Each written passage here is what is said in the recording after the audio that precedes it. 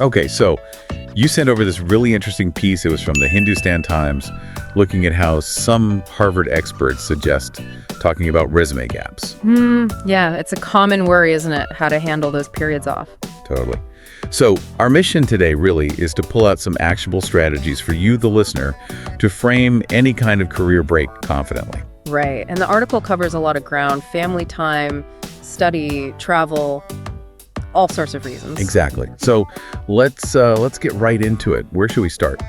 Well, I think the core message up front is that employers aren't necessarily seeing these gaps as, negatives anymore. Okay. It's much more about how you explain them, how you provide that context. It shows resilience, adaptability. That makes sense. So let's take the first example, parenting time. The experts suggest framing this around management skills. Yes. What does that actually look like? What examples could you give? Well, think about it. You're running a household, right? That involves juggling schedules, managing budgets, making quick decisions, problem solving constantly.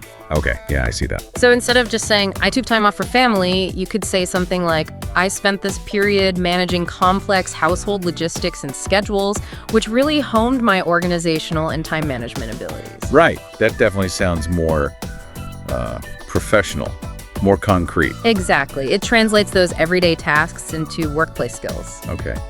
What about caregiving? The article mentioned communication and organization there. How do you make those skills clear? Again, it's about specifics. Did you coordinate with doctors, explain things to family? That's communication, often under stress. Sure. Did you manage appointments, medications, maybe finances? That's serious organization. So you give an example, You could say, during this period, I served as the primary caregiver, which involved coordinating complex schedules and communicating sensitive information effectively with healthcare providers and family members. It shows responsibility. Got it. Okay, let's shift gears. Travel breaks, sometimes seen as just time off. Yeah, the finding yourself trip. Right. How do you make backpacking sound relevant to a job? The article mentions cultural adaptation. Planning. And those are the angles. Yeah. Adapting to totally new environments. Yeah. That shows flexibility, resourcefulness, problem solving on the fly. Planning a multi-country trip. Yeah. That takes research, budgeting, logistical skills, serious planning. Do you frame it as? Maybe. Undertook extensive independent travel across diverse cultures, requiring significant planning, adaptability, and cross-cultural communication skills. Focus on the skills gained, not just the locations visited. Makes sense. What about going back to school? Full-time study? Ah, yes. The advice there is highlight projects, maybe certifications, relevant reading even. How do you connect that, say, if the study wasn't directly in the field you're applying for now? Focus on the process and transferable skills. Research develops analytical thinking, group projects, teamwork, communication. Getting a certification shows initiative, commitment to learning. You could say, completed a challenging course in field where I developed strong analytical skills through project example, which I'm keen to apply to this role. Connect the dots for them. Okay, now the tricky one maybe. Leaving a job without another lined up. The article talks about reframing it as a positive refocus. Yes, and this is crucial. It's about looking forward, not dwelling negatively on the past. So how do you phrase that without bad-mouthing a previous employer? You emphasize your own goals. Frame it as a deliberate choice to find something that aligns better with your long-term career aspirations or allows you to use specific skills more effectively. Like?